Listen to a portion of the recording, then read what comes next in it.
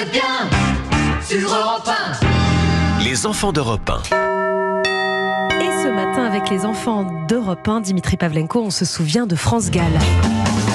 Laisse tomber les filles, laisse tomber les Il y a 60 ans, novembre 1964, France Gall dépasse lors d'Autriche le million de disques vendus avec cette chanson que l'on entend, Laisse tomber les filles. Oui, France Gall a 17 ans, sa chanson Laisse tomber les filles a été composée par Serge Gainsbourg et certains diront que c'est une chanson féministe bien avant le mouvement de libération des femmes. On est en 1964 et France Gall répond au micro d'Europe 1.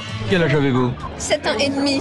Et 1 million de disques. C'est pas mal, oui. Ça vous paraît fantastique? Ça me paraît énorme parce que comme je sortais de l'école, c'est quand même 1 an et demi que j'ai quitté l'école et 1 an et demi que je chante, donc ça fait pas longtemps.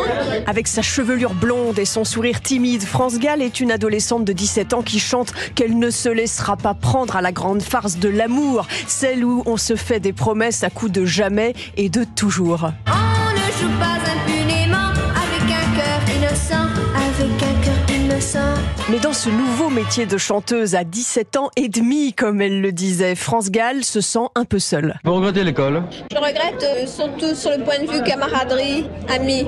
Parce que dans ce nouveau métier, vous n'avez pas de camarades. Je n'ai pas d'amis, non. Je connais mal Sylvie, je connais mal Sheila. Au début, lorsque vous avez dit tiens, je vais essayer de chanter, vous comptiez chanter dans ce sens-là? C'est-à-dire que c'est très difficile de trouver un style. Enfin, il faut pas que ce soit Sheila, il faut pas que ce soit Sylvie ni François, il faut trouver autre chose.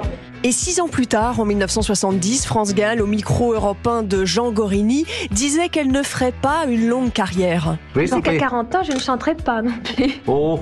Non, parce que je ne suis pas pour les carrières, féminines, je parle longues. Je trouve que pour un homme, oui, c'est possible, mais pour une femme, à part quelques exceptions comme Barbara ou Gréco, par exemple, mais je trouve que pour une femme, c'est pas très bien de faire ce métier âgé. Je trouve que c'est bien de se marier et d'avoir des enfants, parce que je trouve que c'est pas compatible du tout, ce métier et le mariage. Et pourtant, bientôt surgira la nouvelle France Gall, plus celle des 60s. En 1976, elle enregistre son tout premier album en studio. Avec son mari Michel Berger, elle va reprendre goût à la scène et participera bientôt à la comédie musicale à succès Starmania au tournant des années 80. Merci Lord d'Autriche, il est l'heure de jouer avec Europe 1. Europe 1.